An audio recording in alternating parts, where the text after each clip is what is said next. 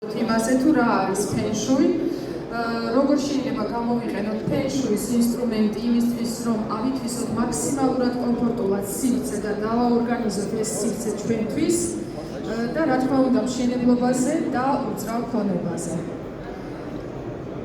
მაინტერესებს და მაქვს ეგეთი კითხვა, თუ გაგიგიათ საერთოდ რაიმე ფენშუის შესახებ და თუ შეგიძლიათ მიპასუხოთ კითხვაზე, რა არის ფენშუი.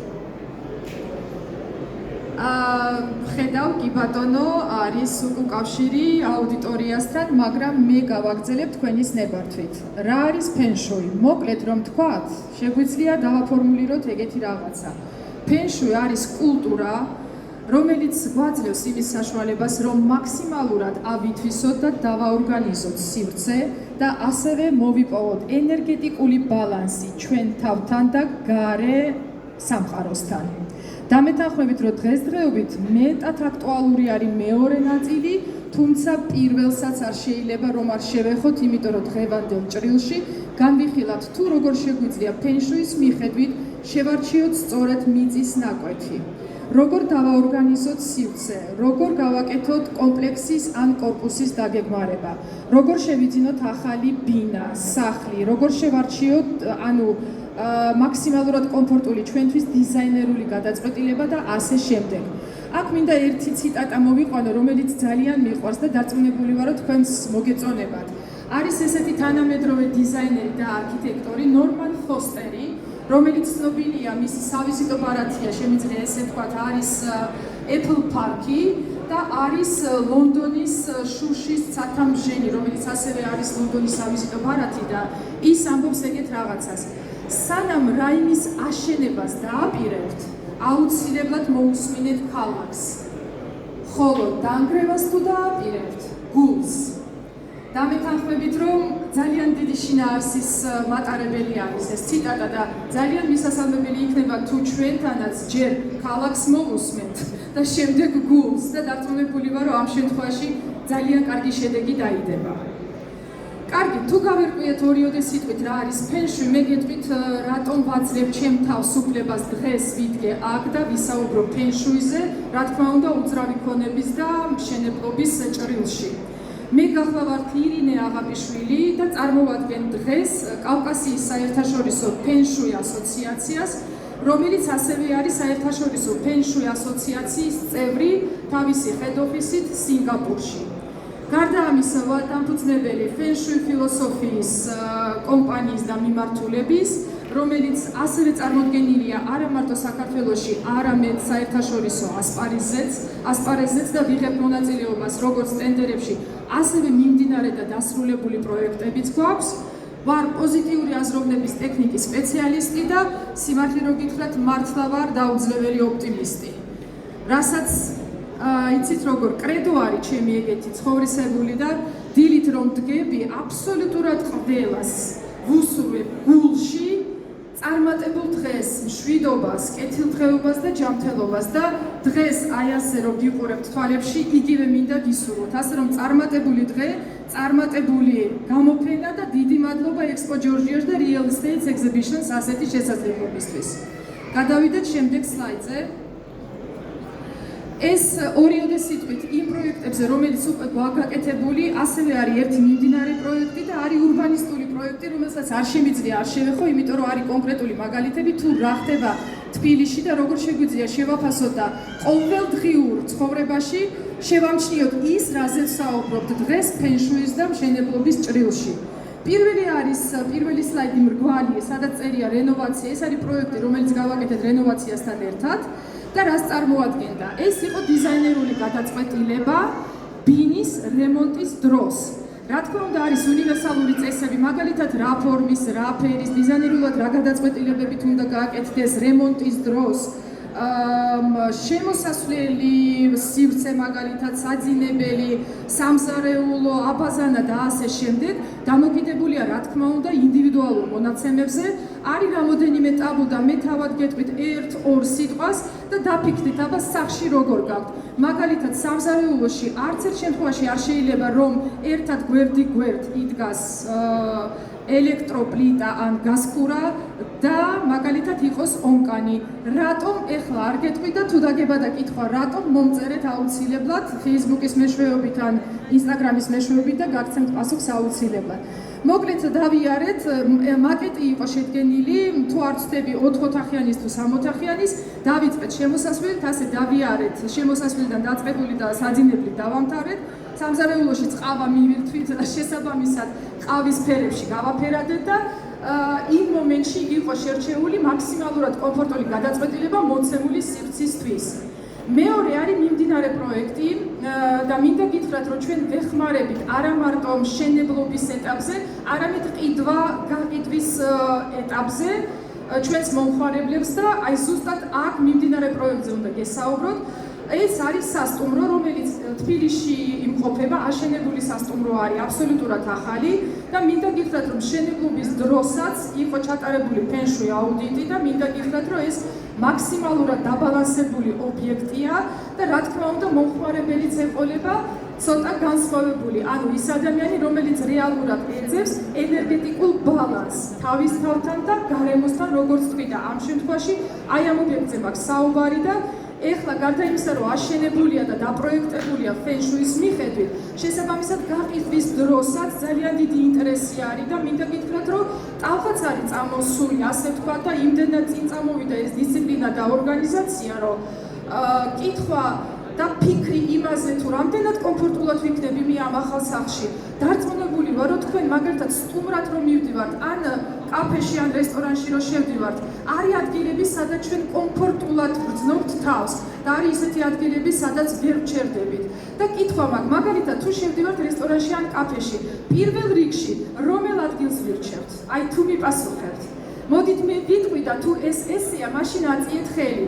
ვიყურებით, რა თქმა უნდა, ცოტა მყუდრო ადგილს ვეძებთ, ცოტა მოშორებით შემოსასვლელი კარიდან და ისეთ ადგილას, სადაც ძალიან განათებული არ იქნება. დამეთანხმებით, თუ ეგრეა, აწიეთ ხელი. თუ არა, მაინც აწიეთ, რომ გავიგო, კი, ეს ინტუიტიურად არის, იმიტომ რომ ამას ფოტოების გადასაღებად უფრო განათებას ფოტოების გადასაღებად სხვა არის, რა თქმა უნდა და თქვენ რაც გძანეთ, მართლა ეგრეა. უმეტეს სტატისტიკაც არის, იმიტომ რომ ჩვენს თავადაც ჩავატარეთ, დავიარეთ კაფეები და მეგონი უმეტეს შემთხვევა ეგრეა. ეგრეა, იმიტომ რომ ამ ადგილს ვძახიან ძალის ადგილი, სადაც არის ძალა, ესე ითარგმნება, ენერგეტიკულ ძალაზე არის საუბარი, რა თქმა უნდა. ასე რომ მოკლედ ბევრი საინტერესო რაღაცა არის შიგნით, მაგრამ ეხლა დროიდან გამომდინარე გადავალ შემდეგზე. და ეს ბოლო არის ურბანისტული პროექტი და მინდა გითხრათ, რომ ამ პროექტთან დაკავშირებით ჩვენ მერიაშიც ვიყავით, გავიარეთ ორი შეხვედრის ტური ჩატარდა და ძალიან დიდი დაინტერესება მოყვა იმათი მხრიდან, რაც ძალიან მიხარია და მახარებს და იმედია, რომ შედეგიც დაიდება, იმიტომ რომ არა მარტო მშენებლობის ეტაპზე შეიძლება ასე ვთქვათ ფენშუის მიხედვით მივაღწიოთ საუკეთესო შედეგს, არამედ უკვე აშენებულზეც. ასევე მაგალითად აშენებული კორპუსის შემთხვევაში ძალიან ხშირი კითხვა იყო ამ დღეების განმავლობაში. დეველოპერი მოდიოდნენ, სამშენებლო კომპანიები მოდიოდნენ, რომ უკვე აშენებულია და გამეშველება თუ რაღაცა არის დარღვეული.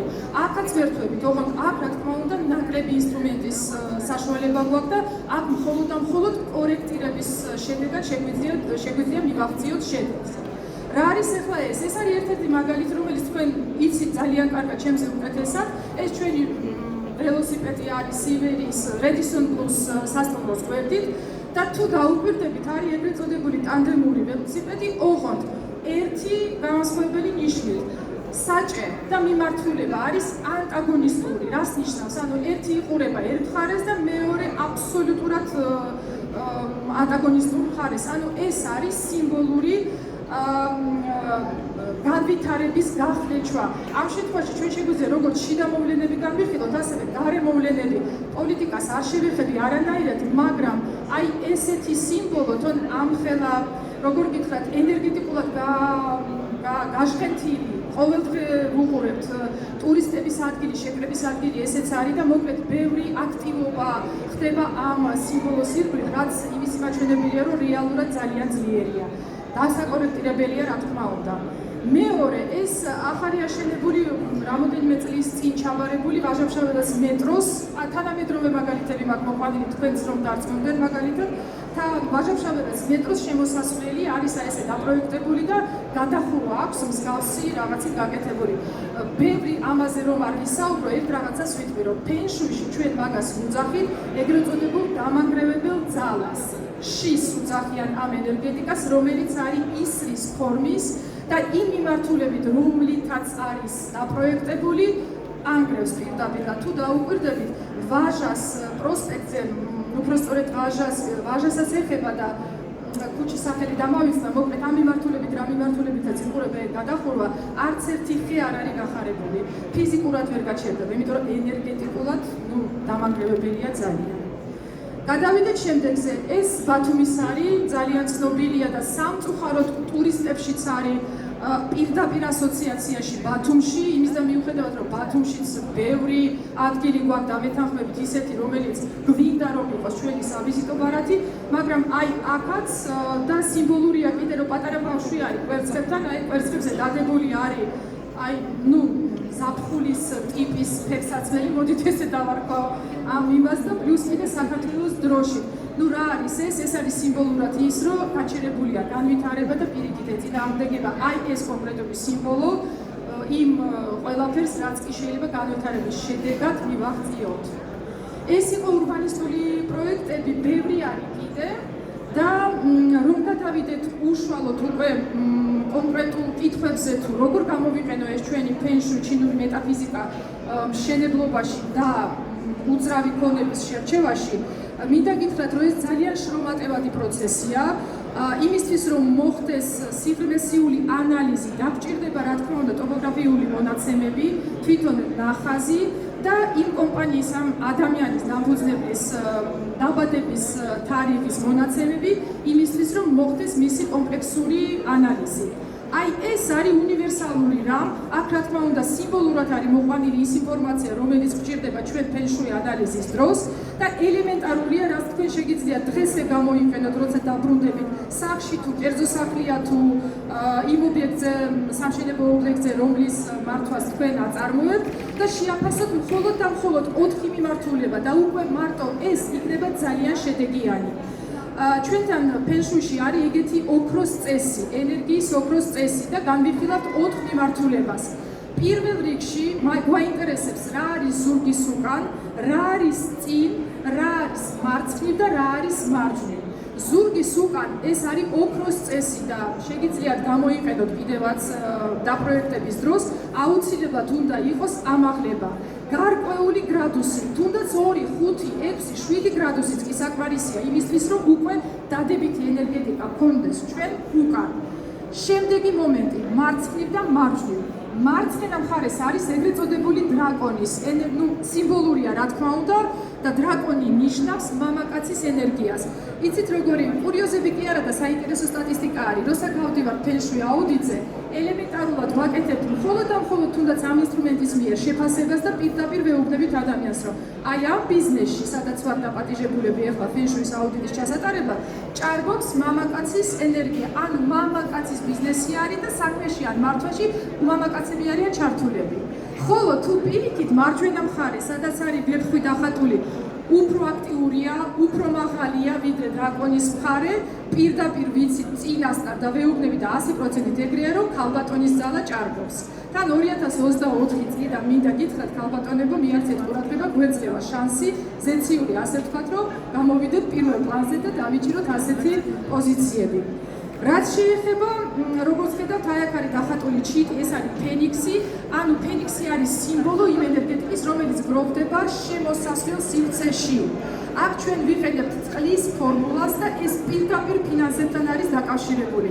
ერთ რაღაცას გეტყვით, ვისაც გაქვთ მიმდინარე პროექტები და გაყიდვების ოფისი.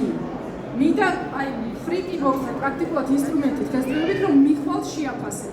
წინასწარ გეტყვით, რომ არაეფექტური გაყიდვების ოფისი გაქვთ იმ შემთხვევაში, თუ ეგ სექტორი არ არის აქტიური. თუ გაყიდვების ოფისი ისე არის განლაგებული, რომ თუ რა თქმა უნდა მამაკაცი არის მართვაში და თუ ქალბატონი არის მართვაში პირიქით, კი, აი ნახეთ, მარცხენა მხარე გვაინტერესებს მამაკაცის შემთხვევაში, მარჯვენა მხარე ქალბატონის შემთხვევაში და თუ გავიგების ოთახი უნდა კონდეს მარცხნივ. არა, ეს მაშინ უკვე შიგნით უნდა გავაკეთოთ აუდიტი და სიამოვნებით გესტუმრებით და გეტყვით როგორ უნდა განვალაგოთ. ეს უშუალოდ არის გაყიდვების ოფისებზე საუბარი, იმიტომ რომ ხო გვინდა გაყიდვების საბოლოო ჯამში, რა თქმა უნდა. აბა რა და შემოსასვლელი სივრცე, გარდა იმისა, რომ მუშაობის დროს რა გვაქვს, იქ თუ არის დადებული არმატურა, გამოყენებული რაღაცა ნაგავი ცუდი სიტყვა, მაგრამ მაინც ის რაღაცები, რასაც არ ვიყენებთ ყოველდღე, მოკლედ არ არის სივრცე, არ მოძრაობს ჰაერი, არ მოძრაობს ენერგეტიკა, რა თქმა უნდა არა და მათ კიდევ ბევრი ხრიკები არის. სად შეიძლება შადრევანის დაყენება, შეიძლება კი არა ხანდახან აუცილებელია იმისთვის, რომ იცით, ხონდა ჩვენ თურქეთში ერთ-ერთი არო გავაკეთეთ ეს რო შეეხლა. ძალიან კარგია. ძალიან კარგია, ხოლო ეგ წყარო არა, ეგ კარგია რეალურად, ხოლო ეგ წყარო ზურგის აი იქ არ უნდა იყოს. მხოლოდ და მხოლოდ წინ. და იცით, მაგალითი მაგ კიდე ერთი დროში როგორ ვართ? კი, ცოტა გვაქვს დრო, ხო? მინდა მოგიყვათ რეალური მაგალითი. მომხმარებელმა გამომიგზავნა ვიდეო, ჩანაწერი და ფოტოები, მას სურდა შეძენა დიდუბეში ახალი აშენებული კორპუსი არის და ამ კორპუსის პირველ სართულზე კომერციული შეძენა სურდა. ვიდეო რო გამომიგზავნა, გადასარევი ვიდეო იყო, იმიტომ რომ წინ იყო სივრცე, გამწვანებული, აი პატარა ალიასავით გაკეთებული თვითონ ვიტრაჟებიც იყო ძალიან ლამაზი, მოკლედ ვერ დაუწუნე ვერაფერი, აი პირველი შეფასებით. გვაქვს კიდე ფენშუში ბევრი ინსტრუმენტი და რა თქმა უნდა, სადაც კი მაქვს საშუალება გადავამოწმო ეგ ინფორმაცია, მაგას ვაკეთებ. მოკლედ გავშალე რუკები, გრადუსები, ვიშავანე, ასე თქვა ცოტა და ხედავ რომ რაღაცა დიდი წყლის მაჩვენებელი არის ამ რუკებში, რაც და არ შეიძლება რომ იყოს განსაკუთრებით როცა გვაქვს საუბარი კომერციულ ფარზე, იმიტომ რომ პირდაპირ ფინანსებს ამტყავს. და გარდა ამისა კიდე შემაფერხებელი რაღაცა არის მეტალის სახით, რასაც მე ვუყურებ სიმბოლურად. დავურეკე მომხმარებელს და ვუთხარი რომ ასე და აუცილებლად უნდა გავიდე ობიექტზე, სხვანაირად სამწუხაროდ დისტანციურად, აი მარტო ამ შემაფერხებელ ორ ელემენტს ვხედავ. გავედი და მოკლედ რო გითხრათ და დრო ამაზე არ დავხარჯოთ, ორი ისეთი რაღაცა იყო, რომ ამ ადამიანმა არ შეიძინა ეს კომერციული ფართი და სრული პასუხისმგებლობით შემიძლია გითხრათ, რომ ჩემი რჩევით არ შეიძინა, იმიტომ რომ ამ შემთხვევაში რეალური პრობლემა ექნებოდა ჯანმრთელობასთან დაკავშირებული და ფინანსებთან. გარდა იმისა, რომ ვერც ფულს ვერ იშოვიდა და მარტო საინვესტიციო ჩადებდა რაღაცა თანხას, ჯანმრთელობა ძალიან დიდი ის ქვეშ დგებოდა და გეტყვით რა იყო. უსაფრთხოების ნორმების მიხედვით ეგ თქვენ ჩემს უკეთესად გეცოდინებათ, შეიძლება ახლა რაღაცა მეშლება მე ამ კონკრეტულ ფორმულირებაში, მაგრამ 23 ტონა წყალი უზარმაზარი რეზერვუარი ქონდა ჩადებული საძირკველში. რაც ფენშუით არის ერთ-ერთი ტაბუ და განსაკუთრებით როცა კერძო სახლებზე არის საუბარი და ეხლა ლისის მიდამოებიდან არის ყველაზე აქტიური მოთხოვნა, აი იქ პირველ რიგში ტოპოგრაფიულ მონაცემებს უნდა დავუკვირდეთ, თუ საიდან მოდის ეს წყალი, საიდან როგორ გუბდება, რა ადგილას გუბდება, შემდგომ საით მიდის. რა თქმა უნდა ეს იმ ორიენტირში თუ სად გვაქვს შეძენილი, ან სად ვფიქრობთ რომ შევიძინოთ მიწის ნაკვეთი, ან ავაშენოთ სახლი. მოკლედ ეს იყო რეალური მაგალითი და მინდოდა თქვენთვის გამეზიარებინა და თქვენ თავად შეგიძლიათ შეაფასოთ თუნდაც აი ამ ელემენტარული რაღაცეები თქვენი მიწის ნაკვეთები თუ სახლები თუ კორპუსები, როცა თქვენ თავად დაბრუნდებით სახლში. რა გვაქვს კიდე? ხო, ყველაზე მნიშვნელოვანი და ამ დღეების შედეგად მივხვდი, რომ ეს ყველაზე ხშირი კითხვა იყო, რომ ირინა, კარგია ფენშუი, ეს ყველაფერი საინტერესოა, მაგრამ მშენებლობასთან და კერძო ანუ real estate-თან რა კავშირშია. და მინდა გითხრათ, რომ ჩვენი მომსახურება ძალიან მოკლედ და ლაკონურად, ანუ რა შეგვიძლია ჩვენ ფენშუის შედეგად მივახციოთ. პირველი ეს არის მიწის ნაკვეთის შერჩევა, კომპლექსის დაგეგმარება, კორპუსის დაგეგმარება, ბინების ფენშუი აუდიტი, ანუ ეს სანამ გადავალთ რემონტზე, აუცილებლად წინასწარ უნდა განვიხილოთ, დიზაინერული გადაწყვეტილებები. აი გეტყვით ეგეთ მარტივ მაგალითს. მე მგონი ერთ-ერთი გადაცემის დროს ტელეწამყვანმა მკითხა, რომ ირინაო, მე ვერ ვიცინებ ისეთ საძინებელში, თუ არ ჭარბობს წითელი ფერი. და პირიქით მეორე თქვა, რომ თეთრი თუ არ არის, ვერ ვიცინებ ვერანაირად. პირველსაც სახსნა და მეორესაც აქ არ დავიწყებ, უბრალოდ გეტყვით, რომ ფენშუიში წითელი არის სექსუალურ ენერგიასთან პირდაპირ კავშირში, თეთრი არის გადატვირთვის შედეგად უფრო განწმენდასთან და ფსიქიურ ბალანსთან პირდაპირ ასოციაციაში კი არა კავშირში, ანუ პირდაპირ საუბრობს იმაზე, თუ რა მდგომარეობაში არის ჩვენი ტვინი და ჩვენი ფსიქიკა. კარგი, შემდეგი, ხო, აშენებულის კორექტირება ეს ძალიან მნიშვნელოვანია, იმიტომ რომ ხანდახან არის, აი ახლა მაგალითად მიმდინარე არის ერთი ობიექტი, უკვე აშენებულია და იქიდან გამომდინარე, რომ კლიენტმა მოითხოვა ბინა, რომელიც იქნება ფენშუის მიხედვით დაბალანსებული და შერჩეული, მოგვართეს, მაგრამ უკვე აშენებულია და რა უნდა გავაკეთოთ? ნუ მაგ ხდება ფენშუი აუდიტი, რა თქმა უნდა და მხოლოდ კორექტირების საშუალება გვაქვს. ხელსაყრელი თარიღების შერჩევა. აქაც ძალიან კურიოზული რაღაცა მოხდა ამ დღეებში. მე მგონი X2 კომპანიის წარმომადგენელი იყო ჩვენს სტენდთან და ესეთი რაღაცა მითხრა. ირინა, ორი კურიოზი მინდა გითხრაო ფენშუითან დაკავშირებით, რომ ხელშეკრულება უნდა დაგვედო ორ მოხმარებელთან. და დანიშნულ თარიღზე უარი გვითხრეს, იმიტომ რომ არგუმენტი რა ჰქონდათ იმათი მხრიდან, რომ ეკო ფენშუით და თარიღების შერჩევის მეთოდის მიხედვითო ცუდი დღეები არისო და მოვალთ ამ დღეებში კი არა სხვა დღეებში. მოკლედ ასე მოვიდნენ, ასე მოაწერეს ხელი ხელშეკრულებას, მაგრამ რას მეუბნება თვითონ წარმომადგენელი სამშენებლო კომპანიის, რომ სამწუხაროდ ვერ შედგაო ეს დილი და რატომ? და აი აქ მინდა გითხრათ, რომ კრიტიკულად მნიშვნელოვანია პროფესიონალიზმი იმ ადამიანის, ვისაც თქვენ მიმართავთ, ანუ იმ სპეციალისტის, რომელმაც უნდა გააკეთოს ეს გამოთვლები. და ხელსაყრელ თარიღებთან დაკავშირებით აქ არა მარტო სამშენებლო სექტორში, მაგალითად ბიზნესის გახსნა გსურდა, უბრალოდ რესში არის დასარეგისტრირებელი და ასე შემდეგ, გათხოვება, იგივე სააკისრო და ბევრი რა სხვა, რასაც დღეს არ შევეხები. ფუნდამენტის ჩაყრის დღის და ადგილის შერჩევა. აი აქ ძალიან ისეთი რაღაცა შემიძლია გითხრათ, არის დღეები და კონკრეტული სექტორები და გრადუსები, ყოველ წელს იცვლება ეგ მონაცემები, რომლის დროსაც თუ ჩაყრით ფუნდამენტს, ესეთ რაღაცას ვამბობ, თუ არ გჯერა, სცადეთ აბა და მე მითხარით, ოღონდ საზიანო არის ძალიან.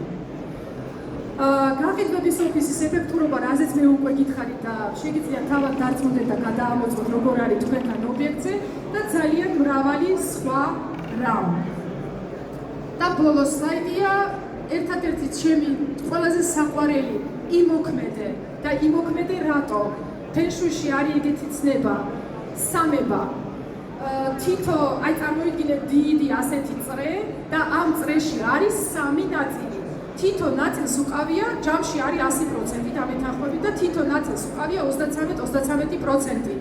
აი პირველი 33% არის ის, რაც მოდის ჩვენ დაბადებისთანავე, რომელსაც ვერ ვცვლით, მეორე არის ჩვენი ფიქრები და მესამე არის ზუსტად ეს ჩვენი ფენშუი და სივრცე, რომლის დაკორექტირება ჩვენ შეგვიძლია. და 3 × 33 ხო არის 99, ხო დამეთანხმებით და სულ ვამბობ იმას, არა? კი, 3 × 33 99 არის და რჩება ზუსტად ის 1%, რომელიც მე ძალიან მიყვარს. ჩემი კრედო არის და მინდა თქვენც გაგიზიაროთ. ის 1% მე რომ მკითხოთ, ყველაზე მნიშვნელოვანი და გადამწყვეტია. რატო? ის არის ჩვენი, ანუ ადამიანის ქმედება, ფიქრი და ის, რასაც ვაწერებთ ჩვენ თავში და გულში. მინდა გისურვოთ წარმატება, კეთილდღეობა, წინსვლა, წარმატებული ფენშუი თქვენ. აკოდისმენდები.